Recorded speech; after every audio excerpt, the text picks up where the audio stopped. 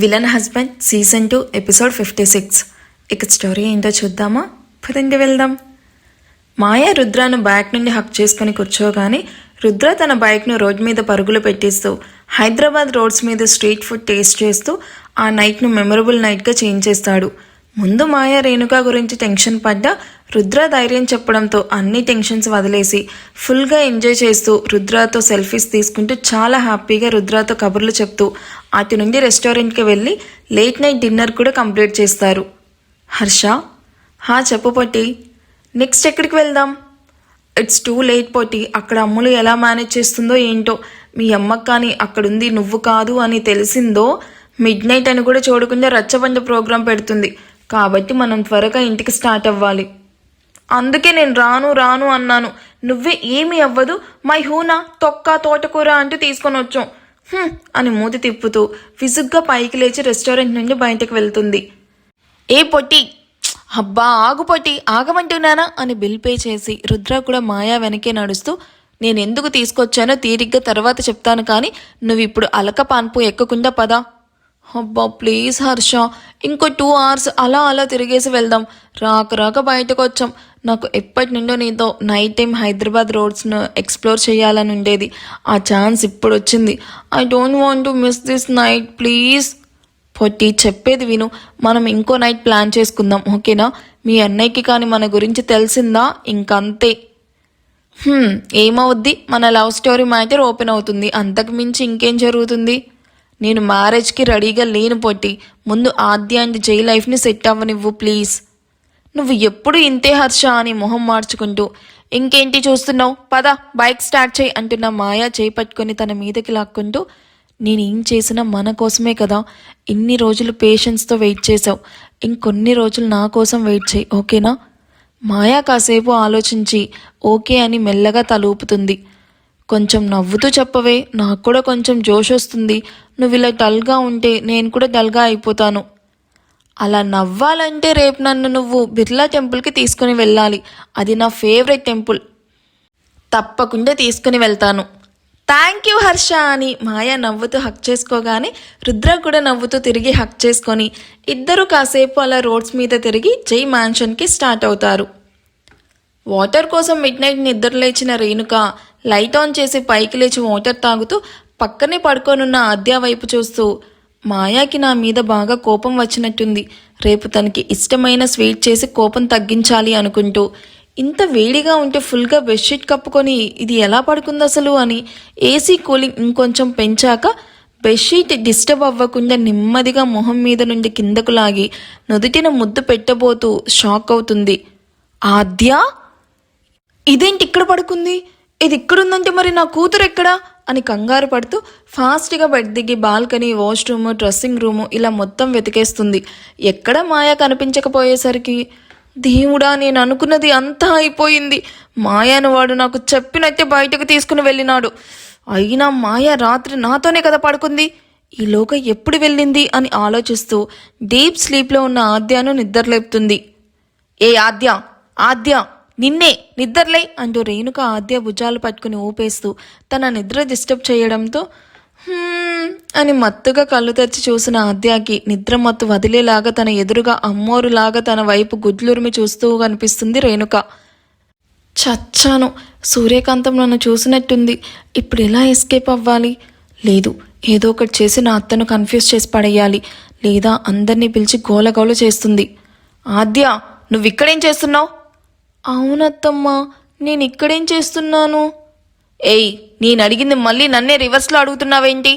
మాయా ఎక్కడా? అసలు నువ్వు నీ రూమ్లో పడుకోకుండా ఇక్కడెందుకు పడుకున్నావు? అదే నాకు అర్థం అవ్వట్లేదు అత్తమ్మా.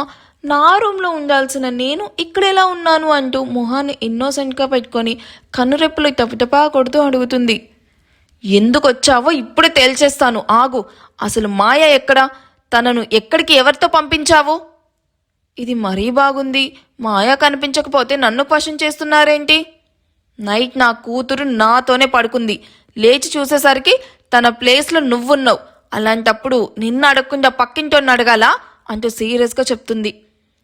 అత్తమ్మ, మీకు ఒక సీక్రెట్ చెప్తాను, ఎవరికి చెప్పరు కదా అంటూ మెల్లగా అటూ ఇటూ చూసి చెప్తున్న ఆద్య వైపు డౌట్గా చూస్తూ సీక్రెటా? ఏంటది? ముందు మీరు ఎవరికి చెప్పను అని ప్రామిస్ చెయ్యండి, అప్పుడే నేను చెప్తాను. ఆ సరే, చెప్పి తగలాడు. ఏంటది?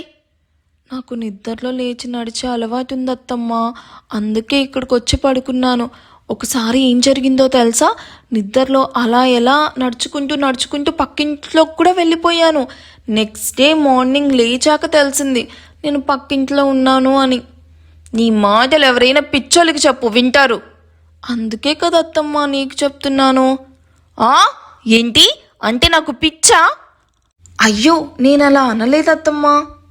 నిన్ను ఇలా కాదు, ఆగు నీ సంగతి చెప్తా అనుకుంటూ జై జై అని అరుస్తూ బెడ్రూమ్ నుండి బయటికి వెళ్ళడం చూసి ఆద్య కంగారుగా రుద్ర నెంబర్కి డయల్ చేస్తుంది. జై ఆద్యను వెతుకుతూ కిందకి వచ్చేసరికి పాకెట్లో ఉన్న తన మొబైల్ రింగ్ అవుతుంది. ఈ టైంలో ఎవరు అని మొబైల్ తీసుకుని చూసిన జైకి అమర్ కాలింగ్ అని కనిపించగానే వీడింకా పడుకోలేదా అని అనుకుంటూ, ఏంట్రా ఈ టైంలో కాల్ చేసావు, ఇస్ ఎవ్రీథింగ్ ఓకే అంటూ కాల్ లిఫ్ట్ చేస్తాడు. జై, నీతో మాట్లాడాలి. నువ్వు ఇంకా ఆన్లైన్లో ఉండేసరికి కాల్ చేశాను, డిస్టర్బ్ చేయలేదు కదా? మాట్లాడడానికి మిడ్ నైట్ తప్ప నీకు మార్నింగ్ కుదరలేదా స్టూపిడ్? అయినా ఈ టైంలో మాటలు చెప్పుకోవడానికి మనం ఏమైనా లవర్సా? కోప్పడుకు జై, హరీష్ గురించి మాట్లాడడానికే కాల్ చేశాను. వాడు ఫుడ్ సరిగ్గా తినక ఫుల్ సిక్ అయిపోయి ఉన్నాడు. డాక్టర్ వాడిని హాస్పిటల్లో అడ్మిట్ చేయమని సజెస్ట్ చేశాడు. నీకు ఈ విషయం చెప్పాలనుకుంటే నువ్వు ఫుల్ డే మొత్తం బిజీగా ఉంటున్నావు కదా, అందుకే ఇప్పుడు కాల్ చేశాను. లేదు, హాస్పిటల్ అయితే వాడు ఎస్కేప్ అవ్వడానికి ఛాన్సెస్ ఉన్నాయి. డూ వన్ థింగ్, మన ఫ్యామిలీ డాక్టర్ ఉన్నాడు కదా, నువ్వు వెళ్ళి ఆయన్ని మీట్ అవ్వు, నేను కాల్ చేసి డాక్టర్తో మాట్లాడతాను. ఇదంతా అవసరమా అజయ్? అయినా వాడిని ఇంకా ఎన్ని డేస్ అని ఇలా గెస్ట్ హౌస్లో ఉంచుతాము? వాడి వల్ల మనకి యూస్ ఏంటి? హరీష్ మన దగ్గరుంటేనే హరిణితో నా ప్లాన్ వర్కౌట్ అవుతుంది. రేపు నైట్ ఆ ప్లాన్ స్టార్ట్ అవబోతుంది. నీకు అన్నీ క్లియర్గా చెప్పాక కూడా ఈ పిచ్చి డౌట్స్ ఏంట్రా? నీకు నిద్ర రాకపోతే మూవీతో టైంపాస్ చేయి, అంతేకాని నన్ను ఇరిటేట్ చేయకు. అది కాదు జై, ఆ హరిని నేను నమ్ముతుందా అని అడుగుతూ ఉన్న అమర్ కాల్ని చిరాగ్గా కట్ చేస్తాడు జై. కట్ చేశాడు. కాల్ బ్యాక్ చేస్తే వద్దులే, వీడిని అనవసరంగా గెలకూడదు. రేపు ప్లాన్ ఇంప్లిమెంట్ చేస్తా అంటున్నాడు కదా, చూద్దాం అని అమర్ ఆవలిస్తూ బెడ్డెక్కేస్తాడు. విసుగ్గా కాల్ కట్ చేసిన జైకి రేణుక అరుపులు వినిపించడంతో మోమ్ ఏంటి ఈ టైంలో అలా అరుస్తుంది అనుకుంటూ రేణుక వాయిస్ వినిపిస్తున్న వైపుకి పెద్ద పెద్ద అడుగులు వేస్తూ వెళ్ళిన జైకి రేణుక తనని చూసి, జై వచ్చావా? అయిపోయింది జై, అంతా అయిపోయింది. ఏదైతే జరగకూడదో అనుకున్నానో అదే జరిగిపోయింది. ఇక మనం తలెత్తుకొని ఎలా తిరగాలి? మన పరువు మొత్తం పోయింది. దీనంతటికి కారణం ఎవరో కాదు, నీ భార్య ఆద్య. మామ్, అసలు ఏం మాట్లాడుతున్నావు నువ్వు? నువ్వేం మాట్లాడుతున్నావో నాకు కొంచెం కూడా అర్థం అవ్వట్లేదు. ఇంత క్లియర్గా చెప్తున్నా ఇంకా అర్థం అవ్వట్లేదు అంటున్నావేంటి జై? ఇదంతా కాదు, అసలు ఆద్య ఎక్కడుందో తెలుసా? లేదు మామ్, తను ఇంకా రూమ్కి రాలేదు, అందుకే తనను వెతుకుతూ ఇలా తిరుగుతూ ఉన్నాను. తను మాయా రూమ్లో మాయా బెడ్ మీద హాయిగా పడుకుంది. ఇక్కడెందుకు పడుకున్నావని అడిగితే స్లీప్ వాక్ అనే అబద్ధం చెప్తుంది. హో గాడ్, దీనికా ఇంత పెద్దగా అరుస్తూ గోల చేస్తూ ఉన్నావు mom? What's wrong with you mom? Maya రూమ్లో తనతోనే కదా పడుకుంది, ఇందులో తప్పేముంది? ఈ ఇంట్లో ఆద్య ఎక్కడైనా పడుకుంటుంది, తనకి ఆ హక్కు ఉంది కదా మామ్. అయ్యో దేవుడా, నీకెలా చెప్తే అర్థమవుతుంది జై? డిన్నర్ అయ్యాక నేను మాయ తన రూమ్లో పడుకున్నాం. ఇప్పుడు నేను వాటర్ కోసం లేచేసరికి మాయా ప్లేస్లో ఆద్య ఉంది. అడిగితే స్లీప్ వాక్ అంటుంది. నువ్వు నన్ను నమ్మకపోతే నాతో పాటు పద, నీకు చూపిస్తాను. ఓకే ఫైన్, ఆద్య పడుకుంది, అయితే తప్పేంటి? జై, నీకు నా బాధ అర్థం కావట్లేదేంటి? ఆద్య మాయాను దగ్గరుండి మన ఇంట్లో ఉన్నాడే నీ బిజినెస్ పార్ట్నర్, వాడితో కలిసి బయటకు పంపించింది. మామ్, పిచ్చిగాని పట్టిందా నీకు? మాయా తనతో బయటకు వెళ్ళడం ఏంటి? కలగాని కన్నావా? నువ్వు నన్ను నమ్మడం లేదు కదా, సరే నాతో రా, నేను ప్రూవ్ చేస్తాను అని జై చేయి పట్టుకుని మాయా రూమ్ వైపు తీసుకుని వస్తూ, అదిగో చూడు నీ పెళ్ళాం అని డోర్ ఓపెన్ చేసిన రేణుకాకి ఖాళీ బెడ్ వెక్కిరిస్తుంది. జై కూడా ఎంటీ రూమ్ వైపు చూస్తూ, ఆద్య ఉంది అన్నావు, ఎక్కడ మామ్? ఎక్కడ తను అంటూ సీరియస్గా అడుగుతాడు. అదే నాకు అర్థం అవ్వట్లేదు జై. మనం వస్తున్నామని తెలుసుకొని ఇక్కడే ఎక్కడో దాంకొని ఉంటుంది. ఆగు చూస్తా అని బెడ్ కింద, బాల్కనీ, డ్రెస్సింగ్ రూము, ఆఖరికి కబోర్డ్స్లో కూడా వెతుకుతూ ఉంటుంది. అది చూసిన జై తల కొట్టుకుంటూ, కబోర్డ్లో తను ఎలా ఉంటుంది మామ్? నీకు రాను రాను మెంటల్ బ్యాలెన్స్ ఉండడం లేదు. నిన్ను రేపు సైకియాట్రిస్ట్ దగ్గరికి తీసుకుని వెళ్తాను. ఇక వెతికింది చాలు, పడుకో మామ్. జై ఆగు, నేను చెప్పింది నిజం. ఇప్పటి వరకు ఆద్య నాతోనే ఉంది. మరి ఇప్పుడెక్కడా?